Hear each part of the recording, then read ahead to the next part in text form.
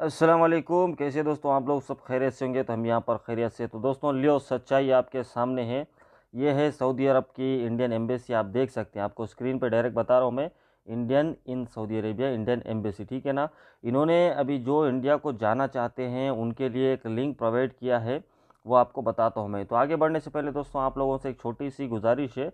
वही पुरानी वाली वो लाल वाले बटन को दबा के सब्सक्राइब कर लीजिए और बाजू वाले बेल आइकन को भी दबा दीजिए, ताकि हमारी हर एक आने वाली वीडियो की नोटिफिकेशन आप तक आराम से पहुंच जावे, ठीक है ना। तो चलिए आगे बढ़ते हैं। तो मैं ऐसा ऊपर हटाता हूं तो आप यहां देख सकते हैं नीचे क्या लिखा हुआ है। Indian nationals in Saudi Arabia who seek repatriation to India may kindly fill the form in the follow link. तो अब ये इंग्लिश में क्या लिखा कि तुम पढ़ लो, ठीक है ना। और मैं आगे बढ़ता हूँ, आगे बढ़ के आपको बताता हूँ। यहाँ पे देखो इसका जो है वेबसाइट भी दिया गया है।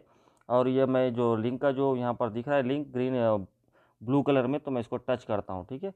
टच करने के बाद मैं कहाँ पहुँच जी दोस्तों, हम कहाँ पहुँच गए देखो। Embassy of India Riyadh information collection sheet for repatriations, ठीक है, रिपिट्रेशंस। तो आप यहाँ पढ़ सकते हैं एक नंबर पे क्या दिया गया है। तो ये purpose of the this form is only for collection of information. तो आप लोगों का इंफॉर्मेशन लेने के लिए ये जो है फॉर्म, यानी कि ये फॉर्म भरना है आपको, ठीक है ना। ये हर एक इंसान के, यानी कि अगर आप विजिट में हैं, आपके साथ में 4-5 आदमी रहते हैं, तो आप 4-5 आदमी का सिंगल सिंगल पे आपको ये फॉर्म फिलअप करना पड़ेगा। एक ही आदमी फिलअप करेगा तो नहीं चलेगा। तो आप यहाँ पर इंग्लिश में जो लिखा गया है उसको जो है वीडियो को रोक करके आराम से पढ़ लीजिए, ठीक है ना। As and when a decision is taken by government of India, the embassy will make an announcement। यानी कि इंडिया से कोई गवर्नमेंट कोई एक्शन लेती है तो इंडियन एम्बेसी आपको इन्फॉर्म कर देगी, ठीक है ना। ये फॉर्म जब फिलअप कर देते हैं आप, फॉर्म फिलअप करने के बाद में आपको जो है फिर से आपको इंडियन एम्बेसी को ईमेल नहीं करना है, आपको कुछ नहीं करना है, ठीक है ना।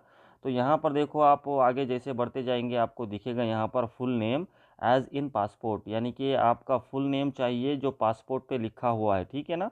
तो यहाँ पर आपकी एज लिखना है, ठीक है, आपकी एज कितनी है वो, यानी कि जो पासपोर्ट पे है वही एज यहाँ पर लिखना है।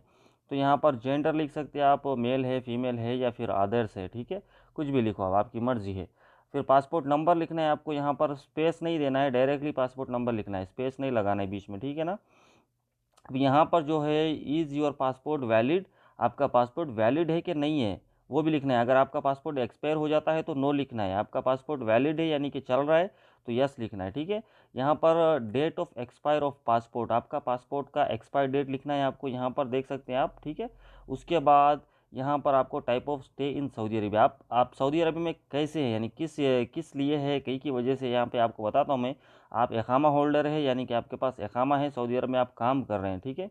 या फिर आप वो ट्रीम विजिट फैमिली वीज़ा, अगर आप विजिट फैमिली वीज़ा पे हैं तो आप यहाँ पे शॉर्ट इस पर सेकंड वाले पे टच कर सकते हैं। फिर यहाँ बिजनेस वीज़ा, तीसरे वाले पे उम्रा वीज़ा, चौथा visit visa purpose of business, आप बिजनेस पे आए यानी कि बिजनेस करने के लिए विजिट वीज़ा पे आए तो यहाँ पर टच कर सकते हैं। उसके बाद visit visa purpose of business, ये सेकंड पे भी टच कर सकते हैं आप, ठीक है। उसके बाद यहाँ पे है work visa, work visit visa, अगर आपका काम का वीज़ा है, वर्क के लिए आप काम किया यानी कि विजिट वीज़ा पे आए काम करने के लिए सऊदी अरब में, तो वर्क विजिट वीज़ा पे टच कर सकते हैं, ठीक है।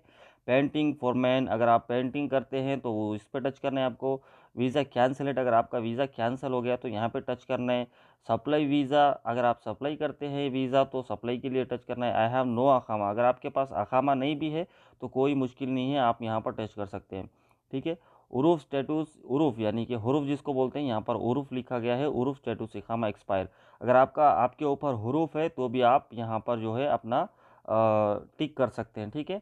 एयरपोर्ट एंट्री नंबर, आपका जो एयरपोर्ट में आपकी जो एंट्री होती है वो एंट्री नंबर यहाँ पर लिख सकते हैं, ठीक है ना। वो विजिट वीज़ा वालों को ही मिलती है, सिर्फ एंट्री का जो नंबर होता है वो जो अखामा होल्डर होते हैं उनको ज़रूरत नहीं पड़ती है, ठीक है ना। और on final exit, final exit पे अगर आपका लग गया है अकामा तो आप यहाँ फाइनल एग्ज़िट पे टच कर सकते हैं। अगर आपका फिर कुछ भी समझ में नहीं आ रहा तो अदर्स करके यहाँ पर लिख सकते हैं। अदर्स लिखने के बाद आपको यहाँ पे लिखना पड़ेगा आपको क्या क्या मसला है, ठीक है ना। तो चलिए आगे बढ़ते हैं। अगर आप सऊदी अरब में आपके पास इकामा है तो आपको यहाँ पर इकामे का नंबर लिखना पड़ेगा, ठीक है ना। If residence of Saudi Arabia, अगर आप सऊदी अरब में मौजूद है तो आपको यहाँ पर योर आंसर, यहाँ पर योर आंसर पे आपको अकामा का नंबर लिखना है, ठीक है।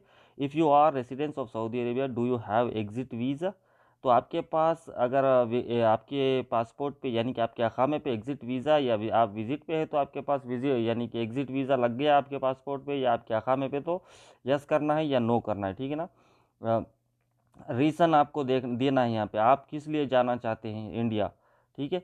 तो यहाँ पढ़ लीजिए आप, यहाँ पढ़ सकते हैं आप क्या क्या लिखा गया है। ये बहुत लंबा चौड़ा लिखा गया है, आप मैं धीरे धीरे इसको हटाता रहूँगा, तो आप धीरे धीरे पढ़ लीजिएगा, क्योंकि मैं अगर पढ़ूंगा तो आप लोग बोर हो जाओगे, ठीक है ना। तो यहाँ पर अगर वुमेन्स का भी रहेगा प्रॉब्लम नहीं है, देखो यहाँ प्रेग्नेंट्स वुमेन, तो प्रेग्नेंट्स वुमेन्स को भी भेज सकते हैं, जो उम्रा के लिए जो आते हैं ना, जो आके यहाँ पर फंस गए हैं उनको भी, उनके लिए भी, टूरिस्ट विजिटर वीज़ा के लिए भी है, ठीक है। और मिग्रेंट वर्कर, लेबर है तो लेबर, लॉस जॉब, आपकी अगर जॉब चली गई तो वो लोग भी जा सकते हैं, ठीक है ना। 5 मंथ लीव, अगर आपको 5 महीने के लिए लीव चाहिए तो भी आप ले सकते हैं। फैमिली इशू, अगर आपकी फैमिली में कोई इशू है तो भी आप यहाँ पर टिक कर सकते हैं। एक्सपायर ऑफ जॉब कॉन्ट्रैक्ट, ठीक है, आपका अगर जॉब का कॉन्ट्रैक्ट भी एक्सपायर हो गया तो भी आप यहाँ पर अच्छे से पढ़ लीजिएगा दोस्तों, अच्छे से पढ़ करके जो है आप ये सब कर सकते हैं। अगर आपको इसमें समझ में नहीं आ रहा है तो इसको आप पूरा कॉपी कर लीजिए, जाके गूगल ट्रांसलेट में ट्रांसलेट कर लीजिए, उसके बाद आपको अच्छे से समझ में आ जाएगा, ठीक है ना। तो देख लीजिए, अगर आपके पास कोई इंग्लिश पढ़ने वाला बंदा है तो उसके साथ में ये सब फॉर्म को फिलअप कराइए, आपको बड़ी आसानी होगी, ठीक है ना। अगर अदर्स आप लिखते हैं तो अदर्स के लिए आपको रीज़न लिखना पड़ेगा, क्या है अदर्स में, क्या है आखिर। Category of please choice on, आप किस कैटेगरी में सऊदी अरब में मौजूद है, आप स्टूडेंट है, प्रोफेशनल है, वर्कर है, टूरिस्ट है, विजिटर है, डिपोर्टी है या एमनेस्टी है, डिपेंड ऑफ फैमिली मेम्बर है, आई एम मार्केटिंग से है, visitor visa finish on 28 of April, यानी कि आपका विजिटर वीज़ा फिनिश हो गया। बैंक एम्प्लॉई है, हाउस ड्राइवर है, पर्सनल ड्राइवर है, आप कुछ भी रहो, यानी कि हाउस ड्राइवर का भी यहाँ पर आ गया। हाउस ड्राइवर भी अगर जाना चाहते हैं तो आप यहाँ पर फॉर्म को फिलअप कर सकते हैं, ठीक है। City of residence in Saudi Arabia, आप कौन सी सिटी में रहते हैं सऊदी अरब में, आपको वो यहाँ पर लिखना है, ठीक है ना। नियरेस्ट इंटरनेशनल एयरपोर्ट, आपके नज़दीक में कौन सा इंटरनेशनल एयरपोर्ट पड़ता है, जैसे कि रियाद में किंग खालिद इंटरनेशनल एयरपोर्ट है, फिर दम्माम में है, मदीना में है, ठीक है, आपको यहाँ पर उसका नाम लिखना है, ठीक है ना। इंडिया में आप कौन से स्टेट से हैं तो आपको यहाँ पर चॉइस करना है, इस पर टच करके आपको सब बताएगा, आपको कौन से स्टेट से आप बिलोंग करते हैं, वो स्टेट का यहाँ पर आपको टच करना है नाम, ठीक है ना। फुल एड्रेस आपके घर का, यानी कि इंडिया का फुल एड्रेस आपको यहाँ पर लिखना है, आप देख सकते हैं, ठीक है ना। आपके इंडिया में आपको नज़दीक में कौन सा एयरपोर्ट पड़ता है वो आपको यहाँ पर लिखना है। फिर आपका ईमेल एड्रेस यहाँ पर लिखना है, आपको ईमेल आएगा, ये अगर हो जाता है, सब पक्का हो जाता है तो आपको ईमेल आ जाएगा, ठीक है ना। Contact number in Saudi Arabia, आपका कॉन्टैक्ट नंबर लिखना है बगैर 966 लिखे के, यानी कि 05 से लिखना है आपको, 0505 से जो भी नंबर आपका आता है वो लिखना है। यहाँ पर आपको इंडिया का नंबर लिखना है, इंडिया का कौन सा आपका नंबर है, ठीक है ना। अगर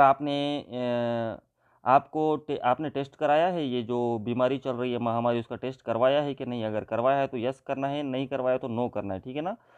आपका प्रोफेशन लिखना है, स्किल्स प्रोफेशनल, आप क्या करते हैं सऊदी अरब में, आपका क्या है, जैसे कि example engineer, electrician, plumber, etc, कुछ भी आप लिख सकते हैं। यहाँ पर ड्राइवर है तो ड्राइवर लिख दीजिए। रिमार्क, यहाँ पर यहाँ पर आप रिमार्क्स लिख सकते हैं, ठीक है ना। वो सब लिखने के बाद में आपको ये इसको सबमिट करना पड़ेगा। आखिरी द अबाउ अंडरटेकिंग, आपको ये पूरा पढ़ लेना है अच्छे से, ठीक है ना। Undertaking to embassy of India Riyadh, ठीक है। तो ये सब मालूम करने के लिए किया गया है, तो आप यहाँ देख सकते हैं, यहाँ पर आप एग्री है इस बात से, अगर एग्री है तो यहाँ पर एस करना है, एग्री नहीं है तो नो करना है, ठीक है। आप एग्री है तो यहाँ पर एस करके इसको सबमिट कर देना है, यहाँ पर आप सबमिट कर सकते हैं। मैंने कुछ भी नहीं भरा इसीलिए जो है यहाँ पर ऐसे बता रहे हैं, आपको अच्छे से फिलअप करना है दोस्तों। अगर आपको नहीं समझ में आता है तो आपके कोई भी दोस्त को आप लेके जो है ये काम करवा सकते हैं, ठीक है ना। तो चलिए इस वीडियो में इतना, इंशाल्लाह फिर मिलते हैं आपके साथ अगली की वीडियो में, जब तक के लिए मासलामा। दोस्तों आपको अगर सच में घर को जाना ही है, यानी कि सऊदी अरब से इंडिया जाना ही है, तो आप ये फॉर्म को फिलअप कर लीजिए, और जैसे ही गवर्नमेंट से ऑर्डर आ जाता है इंडिया से तो आपको जो है इंडियन एम्बेसी आप तक इन्फॉर्म कर देगी। अगर आप चैनल पे नए हैं तो चैनल को सब्सक्राइब कर लीजिए और ट्विटर पे भी फॉलो कर लीजिए, ताकि ऐसे ही न्यू अपडेट्स आप तक आराम से पहुंच सके। चलिए मासलामा।